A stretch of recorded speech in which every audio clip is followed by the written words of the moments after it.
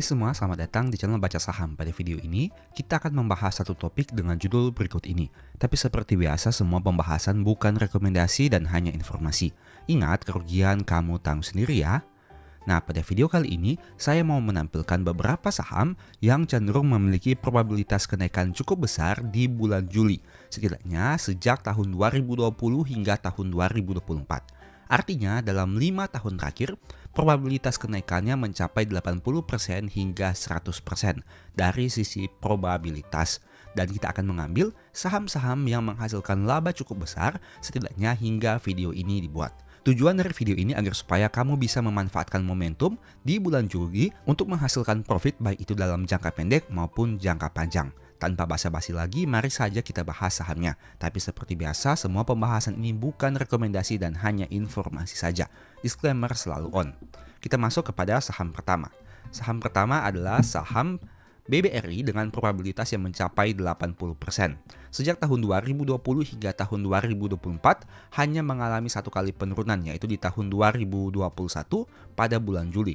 Kenaikan tertinggi sekitar 5,06% dan kenaikan terendah sekitar 1,52%. Tapi penurunannya mencapai 5,85%. Untuk saham kedua. Saham kedua adalah saham Bank Mandiri dengan probabilitas 80% juga. Kenaikan tertinggi 17,17% dan pernah juga mengalami penurunan 3,3% di tahun 2021. Oke, kita masuk kepada saham ketiga. Saham ketiga adalah saham BYAN dengan kenaikan tertinggi yang mencapai 28% di tahun 2023, tapi pernah juga turun 12% di tahun 2022. Probabilitasnya adalah 80%. Saham berikutnya adalah saham UNTR dengan kenaikan tertinggi sebanyak 29% di tahun 2020 dan penurunannya sekitar 3,4% di tahun 2021. Secara histori, UNTR juga menghasilkan kenaikan yang cukup tinggi secara persentase dalam 5 tahun terakhir. Meski begitu, pernah turun 3,4% juga. Kita masuk kepada saham berikutnya. Saham berikutnya adalah saham GEMS dengan kenaikan tertinggi sebanyak 34,4% di tahun 2024 dan untuk kenaikan terendahnya adalah 4,9% di tahun 2022. Probabilitasnya juga 80%. Kita masuk kepada saham berikutnya. Saham berikutnya adalah saham DSSA dengan probabilitas 80% juga, kenaikan tertinggi 42% di tahun 2021, tapi pernah juga turun hingga 5,8% di tahun 2022. Probabilitasnya juga 80%. Saham berikutnya adalah Pegas dengan kenaikan tertinggi 11,4% di tahun 2020 dan ada juga penurunan sekitar 2,9% di tahun 2021. Probabilitasnya juga 80% dalam 5 tahun terakhir. Saham berikutnya, JSMR. Nah, saham ini juga memiliki probabilitas kenaikan 80%, pernah naik 11,93 di tahun 2021, tapi pernah juga turun hingga 10,6% di tahun 2020. Saham berikutnya adalah saham TOWR, yang mana probabilitas kenaikan tertingginya 18% di tahun 2021, tapi pernah juga turun 3,7% di tahun 2023. Probabilitasnya juga 80%. Saham berikutnya adalah saham CTRA dengan probabilitas kenaikan yang mencapai 80% juga. Pernah naik hingga 11% di tahun 2024, tapi pernah juga turun 6,9% di tahun 2021. Saham berikutnya adalah saham BTPN dengan probabilitas kenaikan 80% juga. Pernah naik 6% di tahun 2020, pernah juga turun 1,7% di tahun 2021. Kita masuk kepada saham berikutnya adalah saham SIMP dengan probabilitas juga 80%. Pernah naik hingga 26% di tahun 2020, tapi pernah juga turun 0,8% di tahun 2022. Saham berikutnya adalah saham BJBR dengan probabilitas kenaikan 22% di tahun 2020, tapi pernah juga turun 2,5% di tahun 2022. Probabilitasnya juga sama, yaitu 80%. Saham berikutnya yaitu saham INPP dengan probabilitas juga 80%. Pernah naik hingga 8,4% di tahun 2022, tapi pernah juga turun 1,3% di tahun 2024. Nah, itu merupakan beberapa saham yang memiliki probabilitas kenaikan 80% di bulan Juli. Artinya dalam 5 tahun terakhir, 4 tahun naik dan 1 tahun mengalami penurunan. Sekarang mari kita bahas beberapa saham yang probabilitas kenaikannya 100%. Artinya dalam 5 tahun terakhir selalu mengalami kenaikan secara bulanan di bulan Juli. Kita masuk kepada saham pertama, yaitu saham Antam, dengan persentase kenaikan tertinggi yang mencapai 20,66% di tahun 2020. Bisa kamu lihat, dalam 5 tahun terakhir selalu naik di bulan Juli, entah itu tahun 2020 sebanyak 20%, 2021 sebanyak 9,5%, 2022 sebanyak 8,6%, 2023 sebanyak 1,7%, dan 2024 sebanyak 5,2%. Untuk saham kedua adalah saham BNKA. Sama memiliki probabilitas 100%, pernah naik hingga 8,5% di tahun 2021 dengan kenaikan terendah 3,4% di tahun 2022. Kita masuk kepada saham ketiga adalah saham ADRO dengan kenaikan tertinggi sebanyak 15,4% di tahun 2024 dan kenaikan terendah sebanyak 8,07% di tahun 2023. Kita masuk kepada saham berikutnya, yaitu saham ITMG dengan kenaikan tertinggi sebanyak 29% di tahun 2022 dan kenaikan terendah sebanyak 10,04% di tahun 2024. Saham berikutnya adalah saham BDMN dengan kenaikan tertinggi sebanyak 6,8% di tahun 2022 dan kenaikan terendah sebanyak 0,3% di tahun 2024. Kemudian ada juga saham LSIP dengan kenaikan tertinggi sebanyak 19,2% di tahun 2020 dan kenaikan terendah sebanyak 4% di tahun 2023. Saham berikutnya adalah saham PTBA dengan kenaikan tertinggi sebanyak 12,5% di tahun 2022 dan kenaikan terendah sebanyak 0,5% di tahun 2020.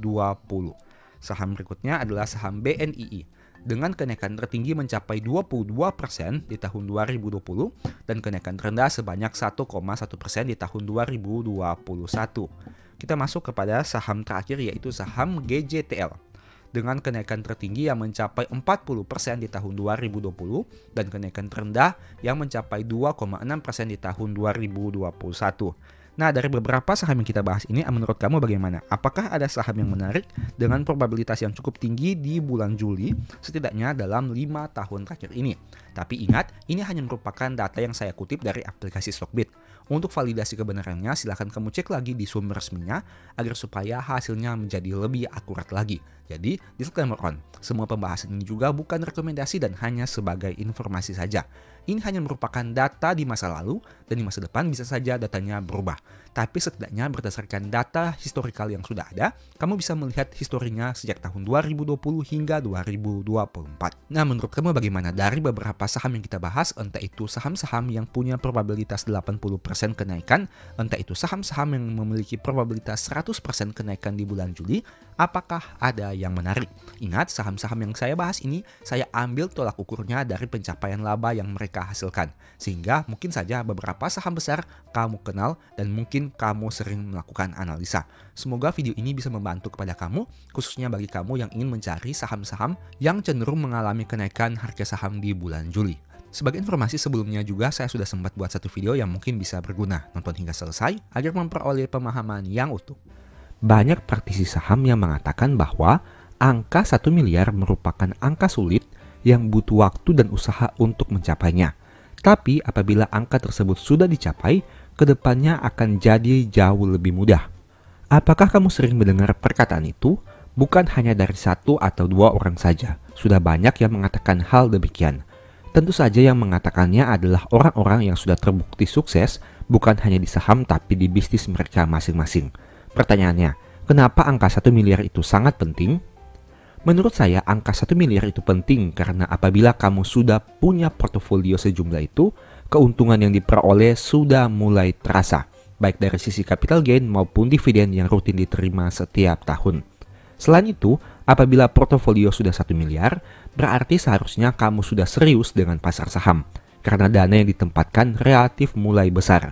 Jika dana kamu masih 10 juta, mungkin kamu masih bisa main-main di saham. Tapi jika dana kamu sudah 1 miliar, apakah kamu masih bisa main-main dengan uang sebanyak itu? Mungkin iya jika kamu anak sultan, tapi jika masyarakat biasa, tentu uang itu sudah termasuk cukup besar. Ibaratnya uang 1 miliar itu sudah relatif cukup untuk dibelikan rumah. Artinya dana yang kamu tempatkan di saham sudah setara dengan dana pembelian rumah, meski tidak semua rumah juga bisa dibeli dengan uang 1 miliar. Pertanyaannya, apakah kamu pernah berpikir untuk main-main saat membeli rumah? Jika tidak, hal yang sama juga tentu akan kamu lakukan saat membeli saham dengan nominal yang sama besar. Jika dana kita masih relatif kecil, misalnya 10 juta, keuntungan 100% setiap tahun juga hanya membuat portofolio tumbuh menjadi 20 juta. Tapi bagi mereka yang dananya sudah 1 miliar, keuntungan 10% saja sudah menghasilkan uang tambahan 100 juta. Angka yang sudah mulai menarikkan. Untuk lebih jelasnya, mari simak tabel berikut ini. Pertama, dari sisi capital gain. Jika misalnya dana kita adalah 1 miliar rupiah, jika kita mendapatkan capital gain 5% saja, maka itu artinya sudah setara dengan 50 juta. 10% 100 juta, 15% 150 juta, dan 20% 200 juta. Jika kita membagi angka ini ke dalam waktu 1 bulan, artinya kita bagi 12, maka untuk per bulannya dengan nominal 50 juta kita memperoleh sekitar 4,1 juta. Nominal 100 juta kita memperoleh uang bulanan 8,3 juta. 150 juta setara dengan 12,5 juta per bulan. Dan 200 juta setara dengan 16,6 juta per bulan. Capital gain tentu jauh lebih sulit dicapai dengan konsisten dibandingkan dividen. Karena capital gain butuh skill, sedangkan dividen cenderung tidak butuh skill.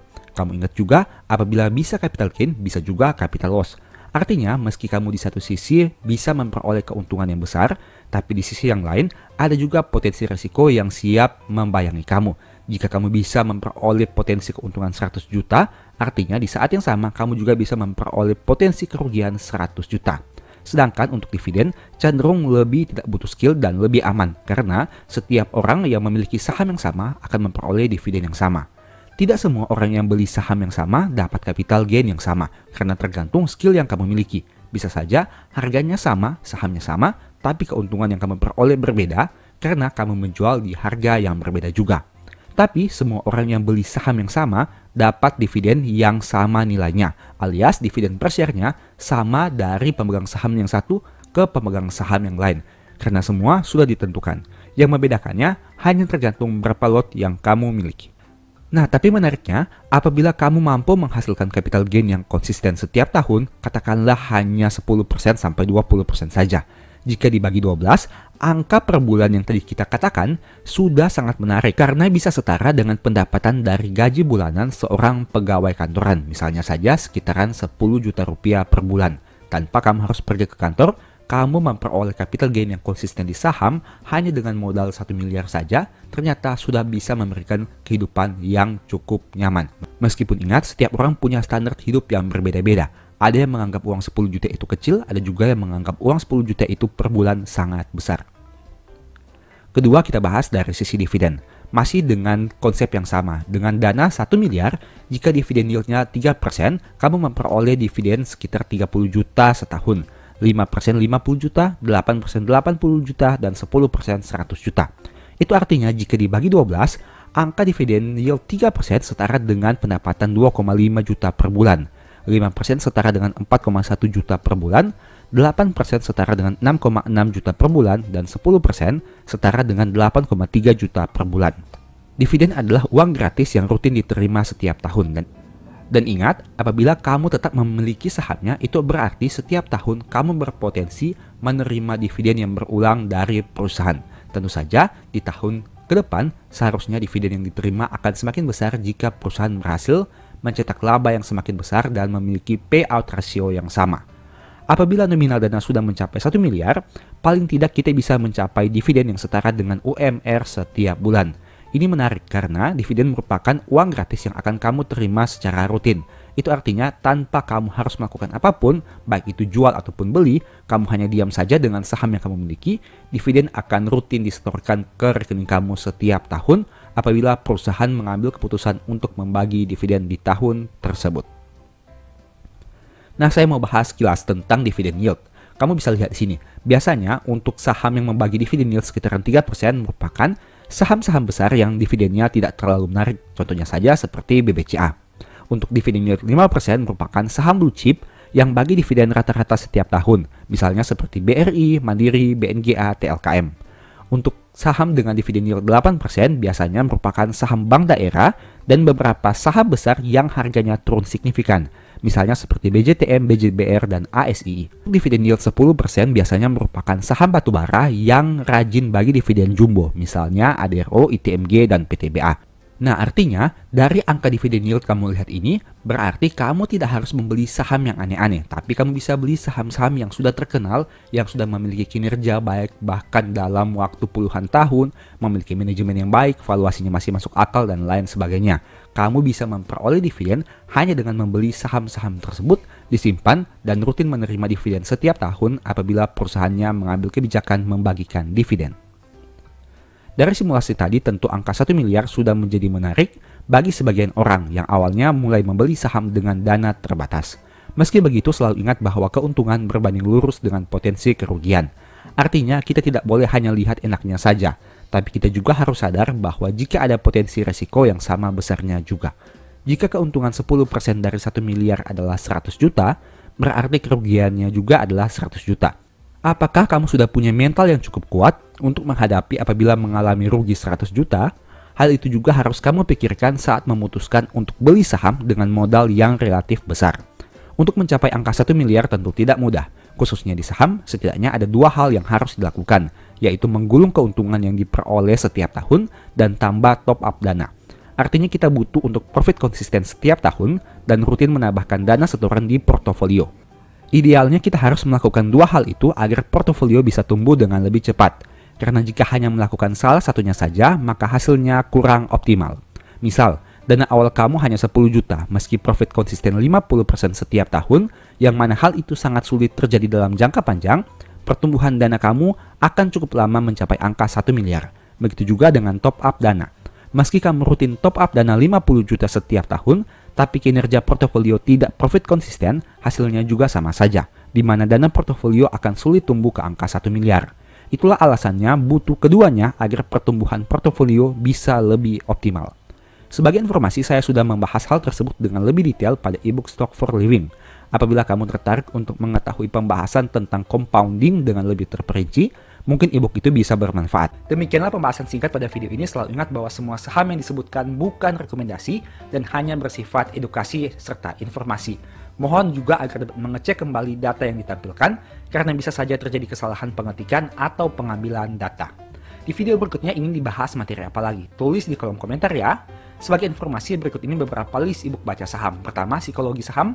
Kedua, stock for living. Ketiga, strategi nabung saham. Keempat, the stock market. Dan yang kelima, cara cepat analisa laporan keuangan. Apabila tertarik, chat saja pada nomor WA yang ada. Sekian video ini, semoga bermanfaat. Thank you.